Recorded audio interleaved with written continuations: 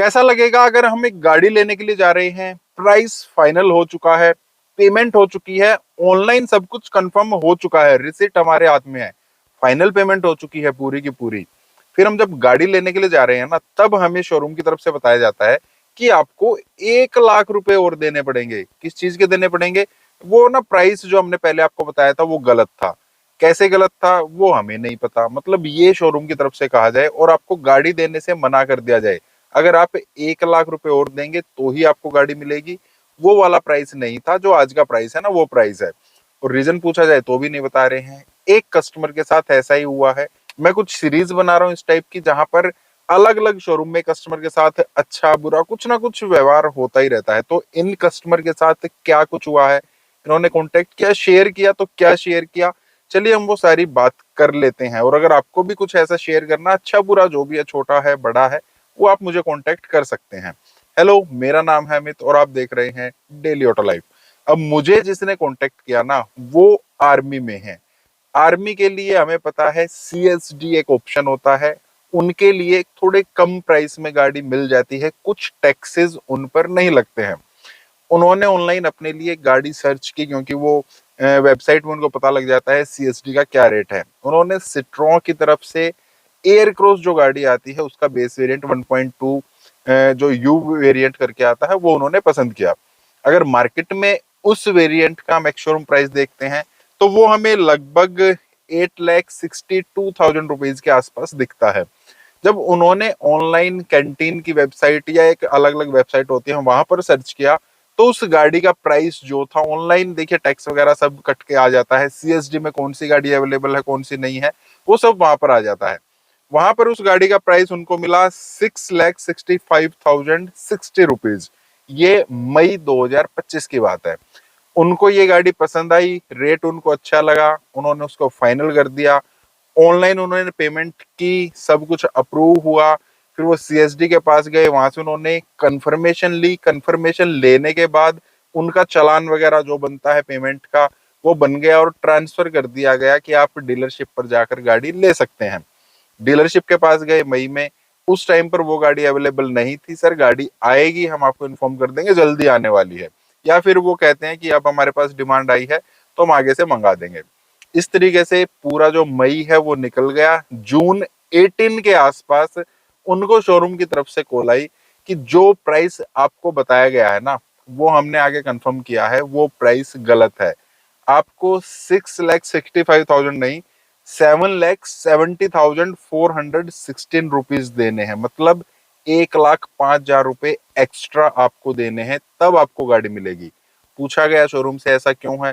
Sir वो हमें नहीं पता है, वो मई के रेट थे, आप आज चेक कर सकते हैं। उन्होंने वेबसाइट पर जाकर चेक किया ना, तो जो प्राइस अभी शोरूम बता रहा था 7,70,000 के आसपास का, वही प्राइस ऑनलाइन भी शो कर रहा था।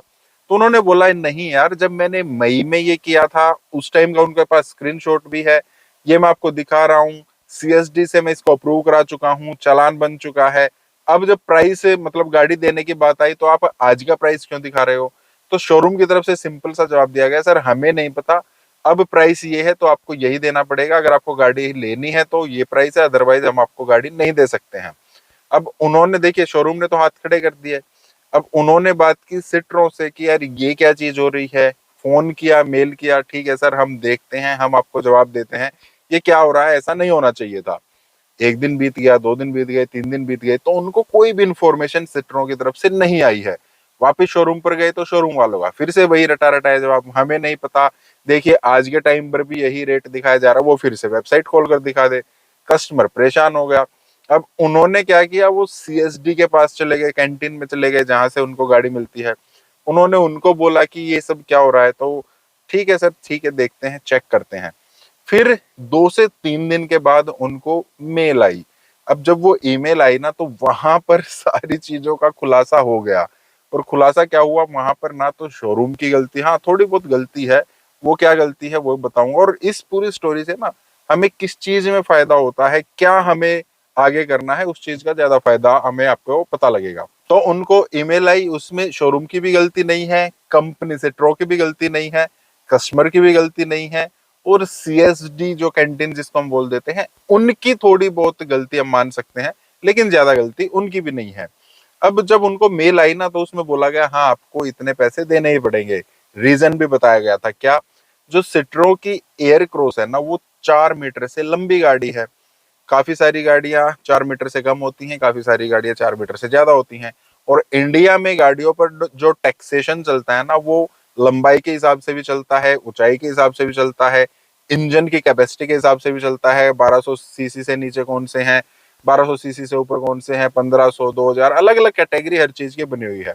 तो ईमेल में उनको बताया गया कि जो गाड़ी आप ले रहे हैं वो 4 मीटर से लंबी है, उस पर 17% सेस लगता है। अभी जो हमारी वेबसाइट है वहां पर इसको कैलकुलेट किया गया 4 मीटर से कम में।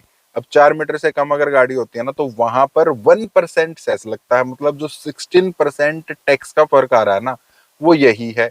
आपको एक्स्ट्रा पेमेंट करनी पड़ेगी क्योंकि जो आप गाड़ी ले रहे हैं वो 4 मीटर से लंबी है। वहां पर हमने 1% टैक्स कैलकुलेट किया था, जो सीएसडी ने कैलकुलेट कर रखा था उस वेबसाइट पर। आपको देना था 17%। तो जो बीच का गैप 16% है ना, वो आपसे मांगा जा रहा है। इसलिए आपको 1,05,000 समथिंग रुपीज जो है वो आपको देना पड़ेगा। ठीक है, कस्टमर को सेटिस्फेक्शन हो गई, उन्होंने पेमेंट कर दी, वो देने के लिए तैयार हैं। लेकिन यहाँ पर इतना टाइम नहीं लगना चाहिए था। क्यों नहीं लगना चाहिए था? गलती यहाँ पर किसकी हो गई? एक तो हम कैंटीन की मान सकते हैं, ठीक है, लेकिन वहां पर जैसे उनको इन्फॉर्म किया गया, उन्होंने तुरंत इसका रेजोल्यूशन दे दिया। दूसरी गलती हम सिट्रो की भी निकाल सकते हैं, यार उन्होंने इतना रिस्पॉन्स देने में टाइम क्यों लगाया? उनकी भी गलती नहीं है। जब वो सीएसडी कैंटीन के पास गए, तो वहां पर उनको ऑलरेडी पता चला कि सिट्रो की तरफ से कैंटीन को ऑलरेडी एक मेल आ चुकी है कि आपके एंड से ये गलती हुई है, प्लीज आप कस्टमर को इन्फॉर्म कर दीजिए, उनको एक ऑफिशियल मेल कर दीजिए ताकि वो पेमेंट कर दें। एक बढ़िया चैनल पकड़ा सिट्रो ने कि किसकी गलती है, डायरेक्ट अगर वही कस्टमर को इन्फॉर्म करे, क्योंकि कस्टमर ने पैसा भी डायरेक्ट कैंटीन को ही दिया था। तो वो सब सिट्रो की तरफ से बढ़िया हो गया। यहाँ पर गलती हम शोरूम की भी मान सकते हैं। जब स्टार्टिंग में कस्टमर गया था, उसी टाइम पर उनको चेक करना चाहिए था। और अगर उस टाइम पर चेक नहीं कर पाए, बाद में जब कस्टमर को बताया, तब भी उनके पास कोई वैलिड रीजन था ही नहीं। वो जस्ट ये बोल रहे थे हमें नहीं पता, तब ये रेट था, आज ये रेट है, तब ये रेट था, आज ये रेट है। तो वहां पर कस्टमर इरिटेट हो जाता है। तो नेक्स्ट टाइम आपके साथ कभी भी कुछ भी होता है, बुरा होता है, अच्छा होता है, अगर आपको कोई सॉल्यूशन नहीं मिल रहा है ना, तो सबसे बढ़िया सॉल्यूशन क्या रहता है? आप डायरेक्ट कंपनी को कांटेक्ट कीजिए। मोस्ट ऑफ द केस में जितनी भी कंपनीज है ना, वो सब हेल्प कर देती है कस्टमर की। लेकिन हम लोग क्या सोचते हैं, अरे नहीं यार, ये कंपनी के ही तो शोरूम है, मतलब जो भी डीलरशिप है कंपनी के थ्रू ही तो चलती हैं, जैसी कंपनी है जैसे शोरूम है वैसे ही सब मिली भगत है ये। और उस चक्कर में और अपनी परेशानी को ज्यादा बढ़ाने के चक्कर में, कौन यार अब उनके साथ बातचीत करेगा, कौन इनकी शिकायत करेगा, हम लोग ऐसे ही छोड़ देते हैं। लेकिन मैंने देखा है ज्यादातर कंपनी, जब सिट्रो जैसी कंपनी जो इतनी ज्यादा है ही नहीं इंडिया में, वो भी कस्टमर का ख्याल रख रही है। उन्होंने फटाफट देखा कहाँ पर क्या गलती है और उसको आगे एस्केलेट किया। तो आपको कोई भी दिक्कत होती है ना, मुझे भी स्टोरी शेयर कर सकते हैं, ताकि बाकी लोगों को पता लगे क्या मार्केट में चल रहा है। और साथ में जिस भी कंपनी के साथ आपको दिक्कत हुई है, जिस भी डीलरशिप के साथ दिक्कत हुई है, उस कंपनी को आपको जरूर कांटेक्ट करना है, ऑफिशियल जरूर एक बार कांटेक्ट कीजिए।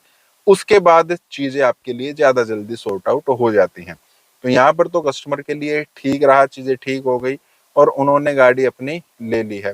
आपके साथ ऐसा कुछ हुआ, आप शेयर कर सकते हैं, कुछ कहना चाहते हैं, पूछना चाहते हैं, तो भी कमेंट कर सकते हैं। इस टाइप के वीडियोस के लिए आप लाइक करना, चैनल को सब्सक्राइब करना। मिलते हैं नेक्स्ट वीडियो में। Thank you, bye bye.